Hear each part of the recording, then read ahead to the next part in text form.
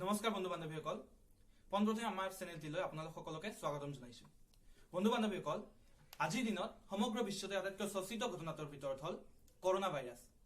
তো আজি আমি ভিডিঅ'টি ডিছকাছ কৰিম কৰোনা ভাইৰাছৰ বিষয়ে।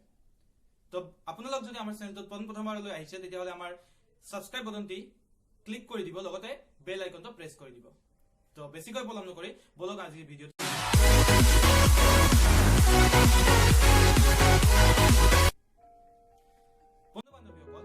আপোনালোকে গম পাইছে যে 2019 চনৰ ডিচেম্বৰ মাহত পোনপ্ৰথমবাৰৰ বাবে চীন দেশত কৰোনা ভাইৰাছটো দেখিবলৈ পোৱা গৈছিল।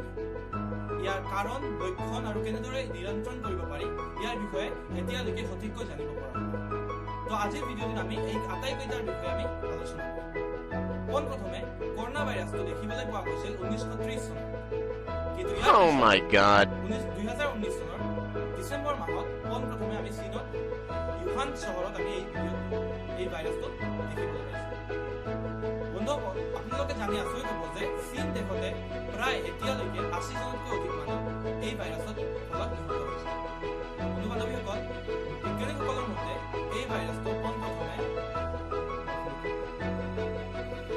কিন্তু ইয়াৰ পিছত 2019 চনৰ ডিচেম্বৰ মাহত চীন দেশত আমি পোনপ্ৰথমে এই ভাইৰাছটো দেখিবলৈ পাইছোঁ।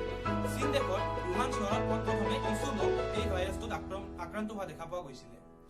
বন্ধু বান্ধৱীসকল, কিছু বৈজ্ঞানিকৰ মতে এই ভাইৰাছটো সাপৰ পৰা অহা বুলি কয়, যিহেতু চীন দেশৰ বিভিন্ন ঠাইত বিভিন্ন জীৱ জন্তুৰ মাংস ভক্ষণ কৰা হয়। সেইবাবে বিজ্ঞানীসকলৰ মতে এই ভাইৰাছটো সাপৰ পৰা অহা বুলি অনুমান কৰিছে। আকৌ কিছু বিজ্ঞানিকৰ মতে চীন দেশৰ ইউহান চহৰত এখন মাংসৰ বজাৰ। এই মাংসৰ বজাৰখনত বিভিন্ন ধৰণৰ জীৱ জন্তুৰ মাংস বিক্ৰী কৰা হয়। কিছুসকলৰ মতে যে এই মাংস খোৱা প্ৰথম মানুহখিনিৰ দেহতে এই ভাইৰাছটো দেখিবলৈ পোৱা গৈছে। এতিয়ালৈ চীন দেশতে এই ভাইৰাছটো সীমিত হৈ আছে যদিও কিছুদিনৰ পৰাই এই ভাইৰাছটো চীন দেশৰ বাহিৰৰ পৰা আন দেশলৈও সংক্ৰমিত হোৱা বুলি জানিব পৰা গৈছে। বন্ধু বান্ধৱীসকল, ইয়াৰ লক্ষণসমূহ কি? যদিও এই ভাইৰাছটোৰ লক্ষণসমূহ কাহ চৰ্দিৰ লগত হোৱা লক্ষণসমূহৰ দৰে একেই, কিন্তু ইয়াৰ অকণমান পৃথক। 1960 চনত প্ৰথমে কৰোনা ভাইৰাছটো দেখিবলৈ পোৱা গৈছিলে জীৱ জন্তুৰ। তাৰ পৰা এই ভাইৰাছটো নতুনকৈ আকৌ সংক্ৰমিত হ'ল 2019 চনত। ইয়াৰ নাম কৰোনা ভাইৰাছ এইকাৰণে ৰখা হৈছে কাৰণ ইয়াৰ আকৃতিটোৰ কাৰণে। বন্ধু বান্ধৱীসকল, এই ভাইৰাছটো আটাইতকৈ সংক্ৰমিত আৰু আটাইতকৈ মাৰাত্মক। এই ভাইৰাছটো এজন মানুহৰ পৰা আন এজন মানুহৰ দেহত অতি সোনকালে যাব পাৰে। বন্ধুসকল, ইয়াৰ নিৰুপায় উপায় কি?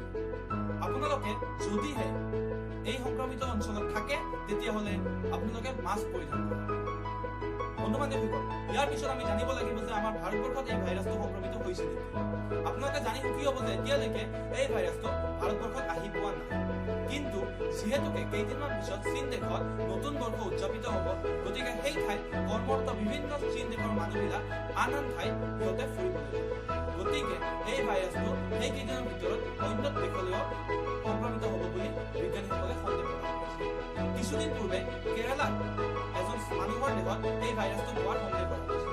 আৰু ইয়াৰ দুদিন পূৰ্বে কেৰালাৰ পৰা পঢ়িব যোৱা চীন দেশৰ এজন ল'ৰাৰ ওপৰতো এই ভাইৰাছটো থকা বুলি সন্দেহ কৰা হৈছে। সেই ল'ৰাজন যিহেতু কেৰালাত আছে বৰ্তমান, আৰু তেখেতক চিকিৎসালয়ত ভৰ্তি কৰা হৈছে। বন্ধু বান্ধৱীসকল, ইয়াৰ পূৰ্বেও দিল্লী এয়াৰপৰ্টত দুজন মানুহক এই ভাইৰাছটো সংক্ৰমিত বুলি সন্দেহ কৰা হৈছিল, আৰু শেষত সিহঁতক চিকিৎসালয়ত ডক্তৰে ট্ৰিটমেণ্ট কৰাৰ পিছত সিহঁতে সম্পূৰ্ণ কৰোনা ভাইৰাছ মুক্ত বুলি জানিব পৰা গৈছে। বন্ধুসকল, আজিৰ ভিডিঅ'টোত ইমানেই। যদি আজিৰ ভিডিঅ'টো আপোনালোকৰ ভাল লাগিছে তেনেহ'লে আমাৰ চেনেলটি ছাবস্ক্ৰাইব কৰি দিব, লগতে বেল আইকনটো প্ৰেছ কৰি দিব। লগতে এই ভিডিঅ'টি সম্পূৰ্ণৰূপে শ্বেয়াৰ কৰক, ছাবস্ক্ৰাইব কৰক, কমেণ্ট কৰক আৰু এটা লাইক কৰক।